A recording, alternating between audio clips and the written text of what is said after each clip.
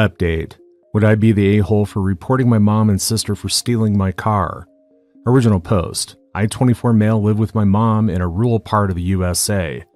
For context, when it comes to my sister, 37, she is much older and we come from different fathers and we both grew up in split custody arrangements. We are not particularly close, almost acquaintances more so than siblings. I don't really feel any familial connection even though I do love her. I don't feel obligated to bend over backwards for her. Well, my sister lives 2 hours away, in a much more urban area, and is currently going through a divorce.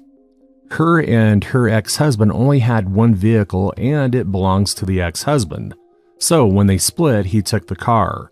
Sister has 4 daughters and works a full-time job. I, on the other hand, work from home and have no real external responsibilities. My mom came to me asking if my sister could borrow my car for a couple of months until the divorce is finalized so that she has a way of transporting her and her kids to wherever they need to be without the financial burden of purchasing another car or relying exclusively on ride sharing. I just recently bought my car, a V8 Mustang, and it's my first vehicle ever. I didn't get a hand-me-down or get one as a present when I turned 16 or 18.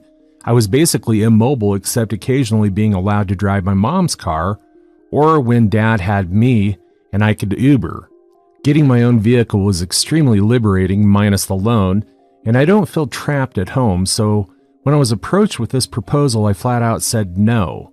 I can totally understand the justification for letting her use my car for a couple of months, but aside from the fact that I don't want to lose my newfound sense of freedom, I also just don't want someone else driving my car, and maybe that's selfish of me.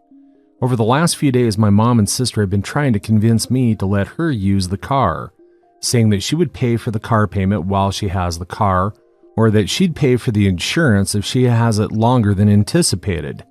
No matter what they brought to the table, I kept saying no, much to their dissatisfaction. Fast forward to this morning, I realized that my mom isn't home. I opened our garage to see that her car was still there, but mine was not. I immediately know what has happened and called my mom about the situation. She just tries to calm me down and have me try to picture it from my sister's point of view, but I'm just flushed with rage, and instead just tell her that I'm going to report the vehicle as stolen instead. She just hung up the phone.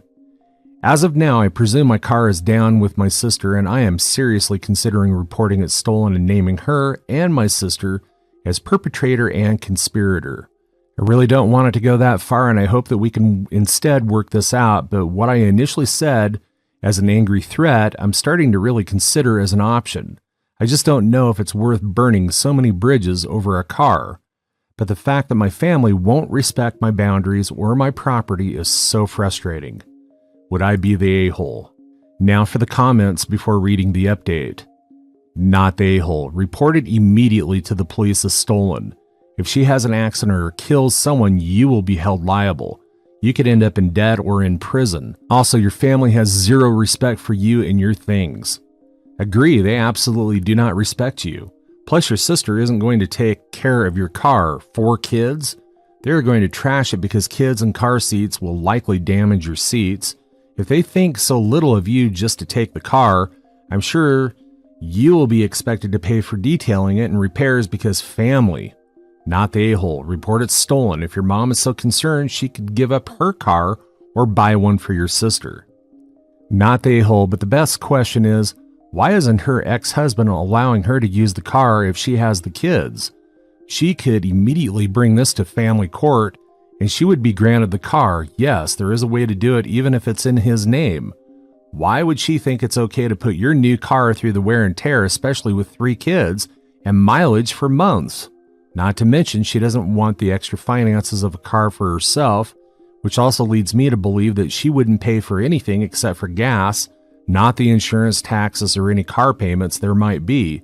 But they are 2 hours away, which would leave you carless for months, putting a financial burden on you. You're not the a-hole. If your mom is so concerned, she should volunteer her own car to the cause. ETA, obviously, report it stolen. Do not understand this expectation that people seem to have that if someone is family, you should let them get away with perpetuating actual crimes against you.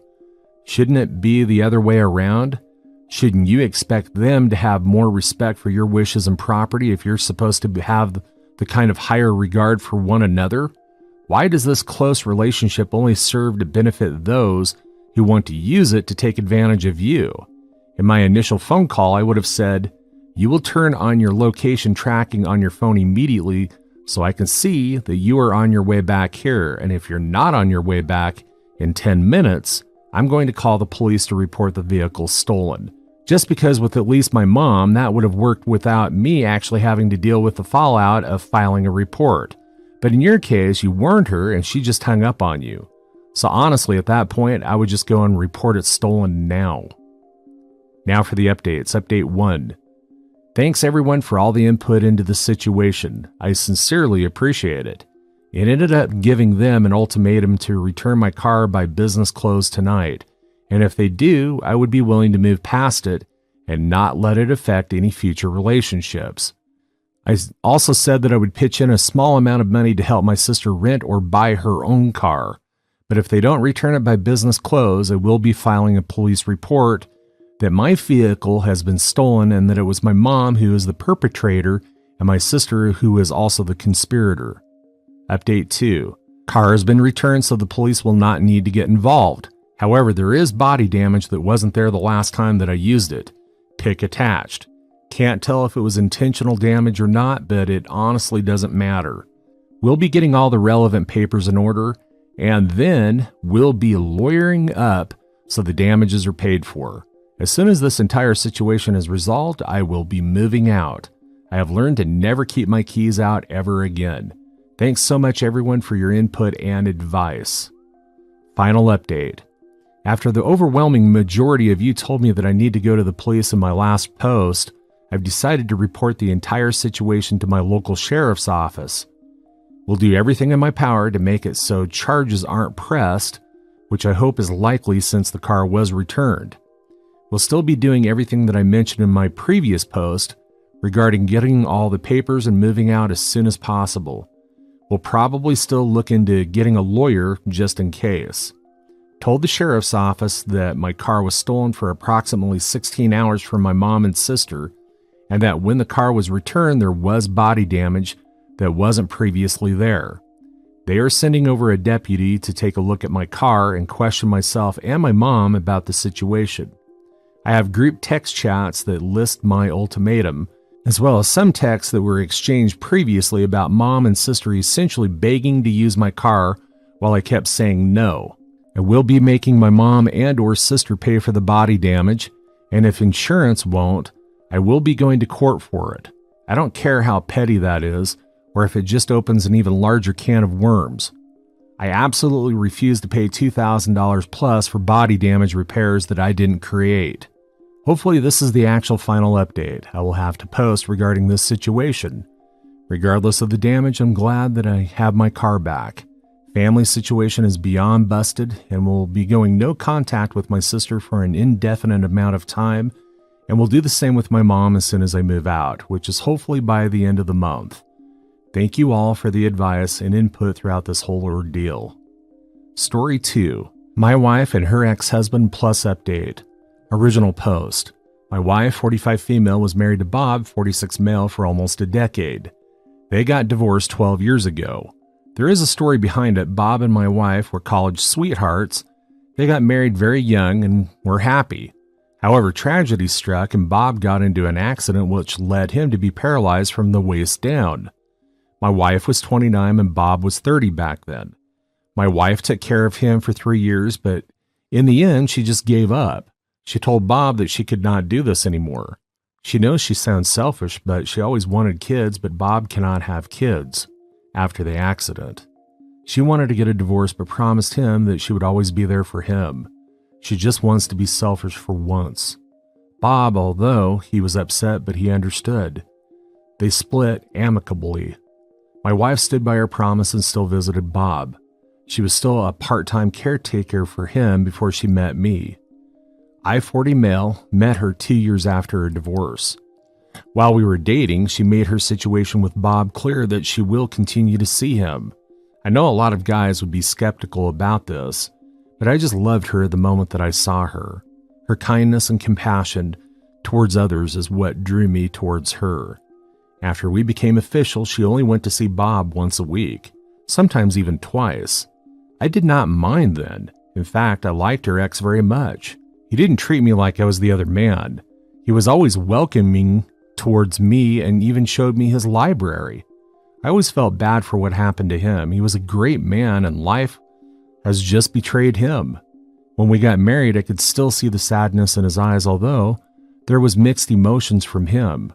I always felt that Bob never stopped loving my wife, and to some degree my wife still has feelings for him. I know she loves me a lot. She has always treated me like I'm her king and always showed her love towards me. Seriously, I'm very lucky to have her in my life. Together we have 2 children, 7 male and 5 female. My kids are also close with Bob. Everything was fine until a few months ago. We got the news that Bob has cancer. It was in the last stage and he might not even survive a full year, but there is still a possibility. The news really shattered my wife.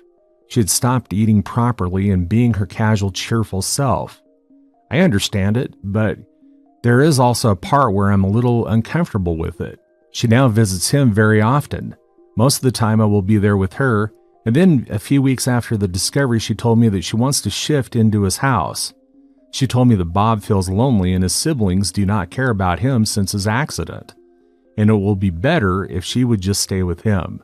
I objected. We had an argument and reached a compromise that we are both going to stay. So I've been staying at Bob's house for 2 weeks now. 4 days ago, we were all having dinner, and after we were finished, I decided to do the dishes. My wife and Bob were chatting. The conversation was like this. Bob, I really miss this. I miss talking to you like the good times. My wife, me too. Remember one time we talked so much that we were late for work the next day? It wasn't even important. Bob, what happened to us, Lily? I mean, we were something. People would use us as an example. I miss you a lot. Never thought when I was dying you wouldn't be my wife anymore. My wife, I know. At one point I thought that too, but life had other plans. I mean, I love you, but I love my family more. It was not the same after your accident. It is as if they forgot that I was in the kitchen and listening to their conversation. My wife was normal after that. We went to bed and kissed each other goodnight. Between this, she wanted to make love to me, but I just rejected her. I don't know how to feel about all of this. I trust my wife and know she's a strong woman with good morals. She would never cheat on me. I know she is just sympathetic towards Bob because their relationship was beyond just exes. They were best friends. I feel like an intruder between them, and I think no matter what my opinion is about all of this, I will always be the bad guy. Now for the update. Alright, I took some of the advice that you guys gave me, although I was disappointed to see so many emotional people calling me and my wife names without even trying to understand the situation. This will be a long one. Before I give an update, I want to make a few things clear. My wife is awful because she abandoned her husband. No, I disagree with that. There is a between terminating a marriage and abandoning. She didn't abandon Bob. She was right by his side. She was just not his wife. I can understand why. She was 29 when this happened. At 29, people are still starting their lives, but her life and her husband's life ended there. You expect her to give up her life, her hopes and dreams? And what then? Resend Bob for the rest of her life? Caretaking can be exhausting. She was emotionally, physically, and financially drained while she was taking care of Bob. Would you have still expected her to give up her life if this happened when she was 21? It's not like she didn't try. They went to therapy and did counseling, but there was no romance or intimacy. They just grew apart because they both had different dreams. Despite all that, she was still in his life. She still took care of him. She could have disappeared after the divorce, but she didn't. That's what you call abandonment? Also, the reason why I didn't give all the details was because this was not about her old marriage. Now I'm making it clear because people are assuming things. I know most of your things are black and white, but from a logical perspective, I don't think she is wrong. My wife and Bob are having an emotional affair. Also, no. People who have affairs are secretive. My wife was never like that.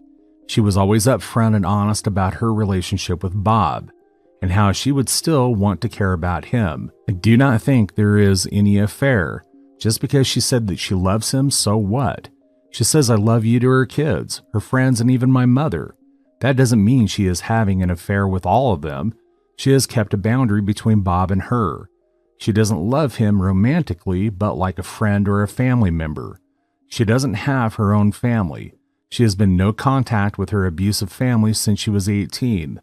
Bob was the only family that she has ever known. If my wife wanted kids, why didn't she just adopt or do in vitro? Like I said in my previous post, she was financially drained. IVF costs a lot here, and adoption with a disabled parent is hard. The agencies hesitate to give a child when one parent is not functional. Then again, they would still need money. My wife wanted children of her own, and if they went to either of the routes, she would have been the one taking care of the baby most of the time along with her husband. Bob almost went broke during all the caretaking. It wasn't until a few years ago he started a remote job that allowed him to stay at home and earn. My wife would leave me if the same thing happened to me. I doubt it. But even if she does, I would understand it. We talked about this before getting married, that if we had tried every possible option, then one of us can divorce. I do not want to be a burden on my own wife. And we are both in our 40s. We have pretty much accomplished every goal in life, so if tragedy does strike, then we are prepared.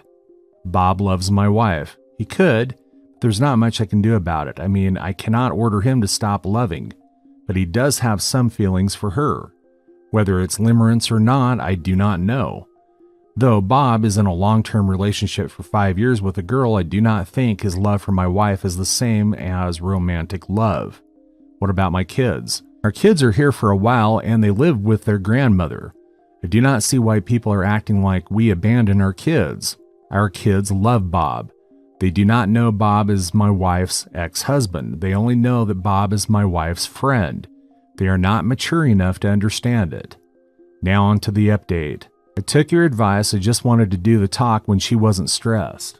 I texted my wife to meet us in her house and not at Bob's. I ordered her favorite food and set up the table.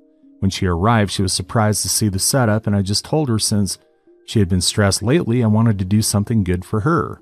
I called my mother. The kids are with her.